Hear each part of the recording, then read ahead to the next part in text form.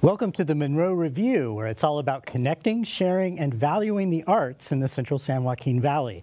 I'm Donald Munro. Today is November 30th, and we're going to be talking about this month's busy arts scene. In just a few minutes, we're going to be chatting with some guests about two exciting upcoming events: Central California Ballet's The Nutcracker and a concert from Fresno's all-women choral ensemble, Soli Deo Gloria. But first, let's recap some of what I've been covering on MunroReview.com.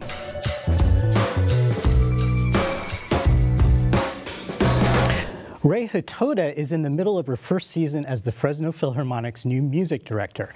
I've gotten to spend some time with her over the past 8 months, and I was able in November to do something I really like, which is to write a long-form, in-depth profile about an interesting person.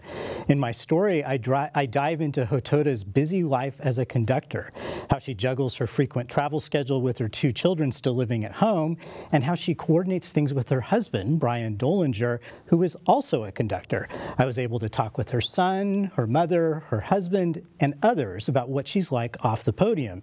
I sat in with her at a rehearsal with the orchestra, caught up with her for lunch at a Mexican restaurant, and learned a lot more about her vision for the Fresno Philharmonic.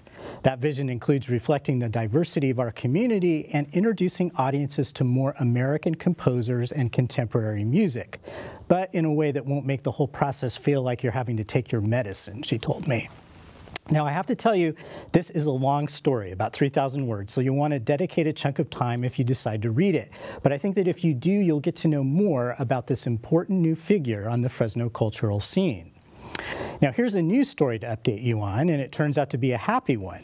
The City of Fresno and Children's Musical Theater Works have come to an agreement on using the Veterans Memorial Auditorium in downtown Fresno for CMT's 2018 season. If you recall, there's been a lot of recent controversy about the building. The city did an assessment that dinged the old auditorium for a number of safety issues, and initially the plan was simply to kick CMT out by the end of the year. And that would have been terrible for the company, which didn't have an alternate venue with such short notice.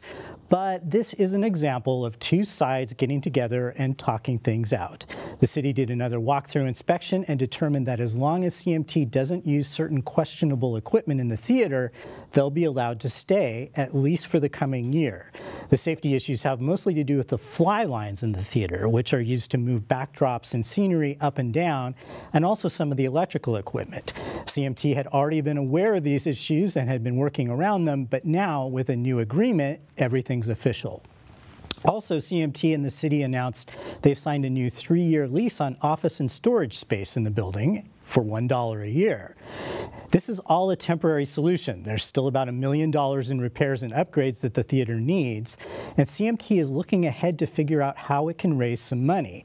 But this is also a political issue. The Veterans Memorial Auditorium is a city building, and it's ultimately up to the city council and the voters to decide how to keep this important venue safe and productive. Good Company Players is having a busy December, as usual, and I'd point you to 2 preview stories you might want to read if you're looking for theater options. Breaking Up Is Hard to Do is playing at Roger Rocca's Dinner Theater. For those who aren't familiar with the title, it's a musical review based on songs by Neil Sedaka. For my story, I interviewed cast members about their favorite Sedaka songs. And at GCP's Second Space Theater, that old tradition, A Christmas Carol, continues through December 23rd. I was able to chat with Noel Adams, who plays Scrooge, about what it's like to be such a cranky guy on stage. For visual arts fans, I wrote another in-depth piece in November, this one about Joan Schultz, the Fresno Art Museum's Distinguished Woman Artist for 2017. Her exhibition continues at the museum through January 7th. Schultz is a collage and quilt artist, and one of the things I learned by spending time with her is that she takes big chances in her work. She also has a quirky sense of humor, and she's tenacious. She told me a story about how she had an art exhibition once in Portugal, and her big quilts got hung up in customs. So she marched right down to the customs office and wouldn't leave until the officials released her works. I invite you to read my piece on her before you see her show. I hope it will enhance your experience. Finally, I covered a lot of theater in November. A couple of standout productions to mention. Bloody Bloody Andrew Jackson at College of the Sequoias in Visalia was a subversive and satirical treat, with a charismatic populist performance by Michael Seitz in the title role. And Selma Arts Center offered a sumptuous production of The Hunchback of Notre Dame with strong acting and production design, and again, a strong performance in the title role, this time by Thomas Hayes. Now let's meet our guests. I'm joined today first by Shirley Winters, Carla Lippert, and Marin Brandt from the Central California Ballet, here to talk about that holiday favorite, the Nutcracker. Welcome. Thank you. Thank you so much for being with us tonight. I understand you're actually missing rehearsal to It's rehearsing Flowers at my studio as we speak. Well, that's great. I really appreciate it. So this Nutcracker is a little different from other Nutcrackers. Carla, can you tell us what are some of those differences? Well, one of our differences is we have the Mouse Queen's Revenge. So we involve a pesky female mouse that just won't give up. And she does kind of a various, each year it changes a little bit how she's involved, how long she sticks around, how mischievous she is, and she's not always the only mouse that gets in the way. So that changes. So it's a little bit of a twist. Yes. Yeah. So Shirley, how many dancers are involved in this Nutcracker, and how many dance schools from the area? About 4 to 5 dance studios in the area, including outside the area as well, and about 100 students are involved from ages 6 to about 20. And how long have you been rehearsing? Since the first part of October. So you really work a long time. October through December. Now, Marin, I understand that you have worked your way up sort of through the Nutcracker ranks. What was your first role? I was a bonbon. A bonbon? Yeah, with Mother Ginger. And what does a bonbon do? They come out of Mother Ginger's skirt and they do their little dance and they don't want to go back home. Yeah, and they just have fun. And it was really great. I did it for a long time. Oh, good, good. And then you also played, did you play some other roles? Yeah, for a while I was Party Girl, and then Marie? Yeah, about 3 years ago I did Marie, the lead role. Okay. Yeah, and then because your Nutcracker is a little different in that you call your Clara Marie. That's correct. Okay. I also got to do the doll, which I loved. That one was really fun.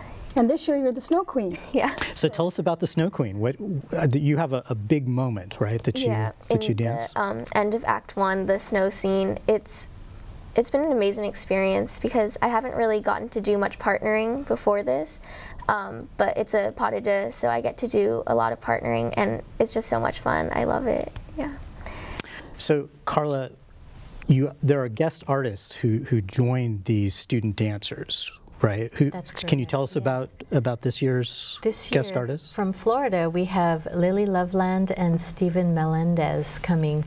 I understand. I have not met them yet, but I understand they are wonderful dancers, and we do try to get the best that we can get, and it will wow the audience, I'm sure. I've heard wonderful things about them. So these are professional dancers, and they're dancing alongside students, or at least on the same stage. What is that like, Marin, to be there and be able to interact with these professionals? It's really inspirational because I've always wanted to be a ballet dancer professionally, and so to watch them perform with us and get to see it up close, it's a really great experience, and I'm so happy we can do that. Now, you have 4 performances, and I want to make sure we get in when and where those performances are. So that's December 8th and 9th at the Soroyan Theater. 8th, 9th, and 10th. 8th, 9th, and 10th. Yes, the 8th is a school show. Okay, the 8th is a school show, and the performances on the 9th, which is a Saturday, you have a matinee and an evening. 2 o'clock and 7. Now, do you dance both of those, or do you alternate? I'm actually doing the school show and the Saturday evening show. Okay. But still, that's a lot of physicality for one weekend. You must be pretty tired. Yeah. She is also performing in the corps de ballet as well as the role that she has. So it is a lot of work. Well, she dances in all the shows, though. Every single show. Okay. Doing something. Okay. Just not the lead role. I see. I see. So, Shirley, how do you keep Nutcracker fresh? Well, we have new people involved in it every year. We create new roles, Drosselmeyer changes, we add a new twist with the mice, and we try and make it fun every time. Well, that's fantastic. Well, tell us one more time, when and where can people go see the Nutcracker? December 9th, 2 o'clock, 7:30 at the Soroyan Theater, and Sunday the 10th at 2 p.m. Well, thank you. Thank you very much. It's a fantastic production, and I know that everybody looks forward to it. Thank you so much thank you for being us. here. Thank you. We're going to take a short break, and we'll be back with Soli Deo Gloria.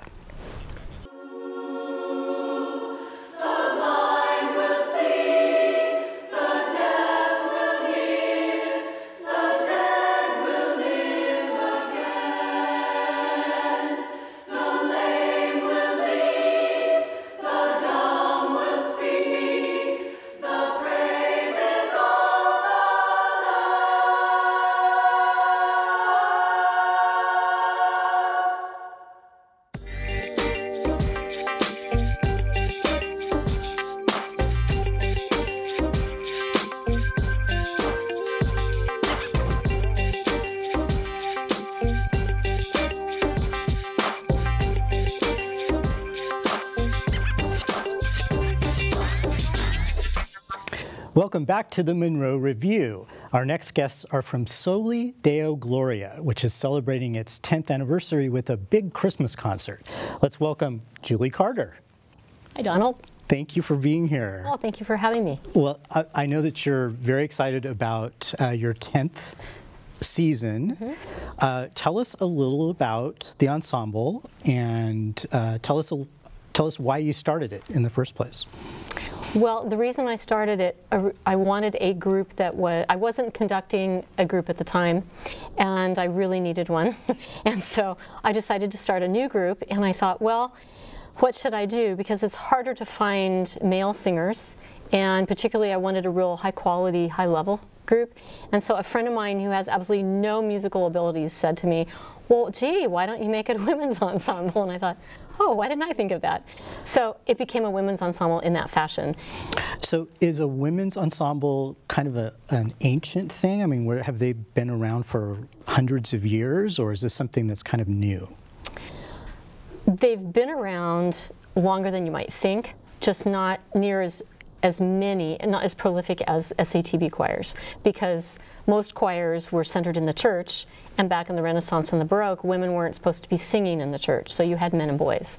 But women in the nuns, they composed, and many famous composers like Vivaldi composed for orphanage choirs. And so there is music out there, you just have to hunt harder for it. So what kind of sound do you get from an all-women's choir, and how is it different? Well, the sound we get is very rich and vibrant, very powerful. It's not a wimpy flowers, butterflies, and roses sort of a deal. And the difference, I think the main difference is that you have to be very careful in programming, because the timbres can sound very similar. Like you can't do an all Brahms concert or an all German concert.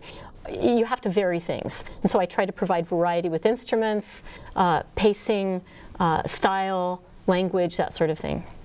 So tell us a little bit about your concert. First of all, when and where? Friday, December 8th at 7:30 p.m. at University Presbyterian Church, and I'm going to do a pre-concert talk at 7 on the music. And I understand you have a couple of premieres, pieces that were composed by local composers. Yes, yes. We have two. One is Odie Christus Natus Est, Christ is Born Today, by Kevin Memley, who's a local composer. And he's done a lot for your group, right? He's done quite a bit. That I've tried to program a lot of his music, and this is one piece that he arranged for SSAA, and so it's a premiere performance of that. The second piece is Dr. Walter Saul's piece that we're singing, and he's a professor at Fresno Pacific University, and we're just real excited to premiere that as well. And what is that called? Now to the Eternal King. Ah, okay.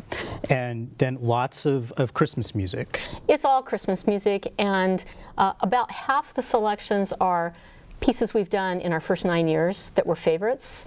So you know, if you've been coming, you might recognize some of them. And then we have the 2 commissioned pieces, and then new music that I programmed that they hadn't sung before. So it's kind of a greatest hits in some a way, ways. yeah. And did you get to pick all of them, or did you like take a vote? Or Well, what I did was I invited the section, no, not the section leaders, but those who had been in the group from the beginning. There were like 4 or 5 of them, and so they came to my house, and we had all these programs, and we just sort of went through. What do you think of this song? Oh, I love this one, or nah.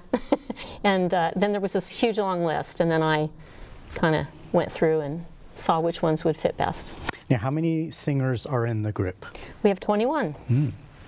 And there are some of them here in the studio tonight, and they're going to be singing something for us. Tell us what they're going to be singing. They're going to be singing an arrangement of Mary, Did You Know?, which has become very popular with several different groups in the recent years, and we'll be singing that. Now, I know that you have gone out of town with your group. Tell us some of the places that you've gone. We've tried to go throughout the valley a little bit, and we've been to, you know, some of the valley towns to do some performances, but we've also been to San Francisco's Grace Cathedral. We performed there a year ago. We've been to San Luis Obispo, and there's a women's chorale there that's a year younger than us, and I know the director, so we did some exchange concerts there. And then San Luis Obispo had a international choral festival, and so we performed there and got a couple awards, and that was fun. Well, fantastic. Well, we're going to be hearing from you very soon. Thank you for coming and telling us about your concert. Yes, thank you very much. Now, for our next segment, let's take a look at the list.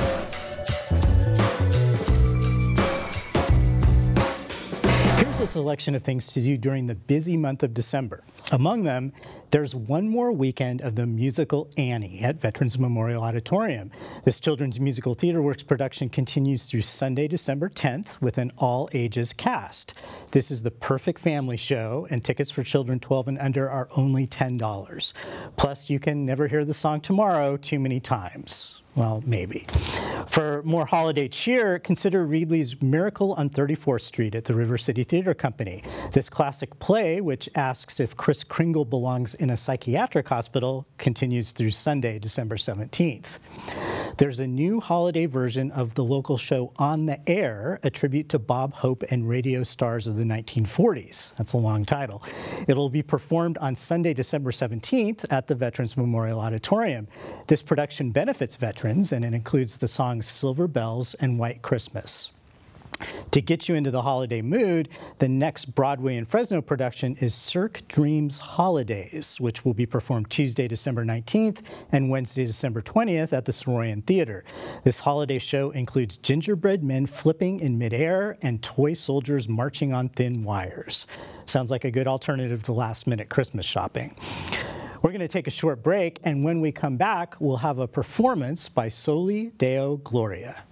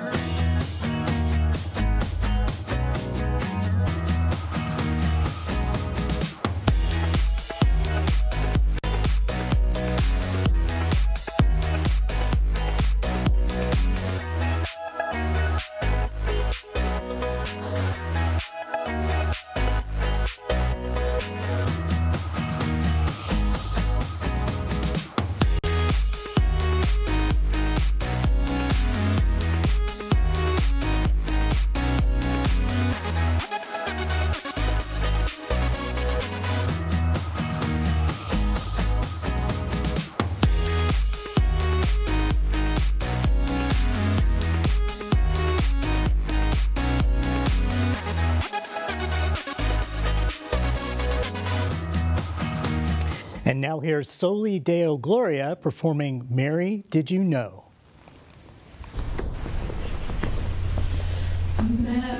did you know that your baby boy would one day walk on water?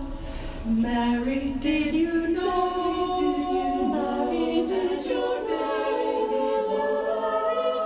We'll sing our sons and daughters. Did you know that your baby boy has come to make you his child that you deliver? This child will soon deliver you. Mary, did you know that your baby boy would give sight to the blind man? Mary, did you know? Mary, did you know? Mary, did you know? With his hand. Did you know that your baby boy has walked where angels walked, where angels walked? Your baby, you kiss the face of God. The blind will see, the deaf will hear, the dead will live again. The lame will leap, the dumb will speak, the praises of the Lamb.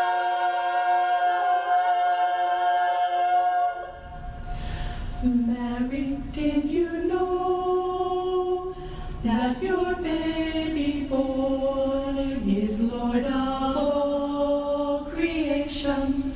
Mary, did you know? Mary, did you know? Mary, did you rule the nations?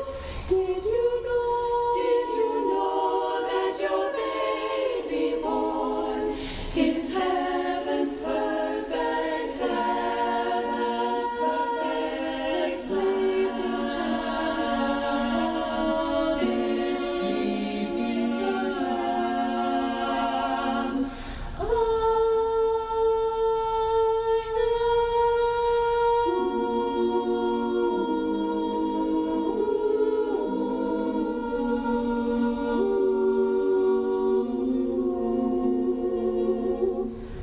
Mary, did you know?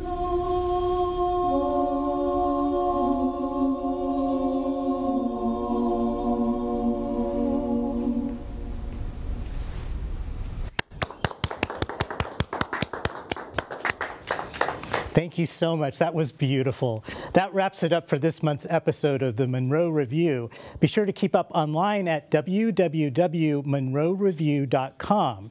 Thank you to our volunteer crew. Thanks again to our guests, Shirley Winters, Carla Lippert, and Marin Brandt from Central California Ballet, and Julie Carter and her singers from Soli Deo Gloria. And thank you for joining us. We'll see you next time.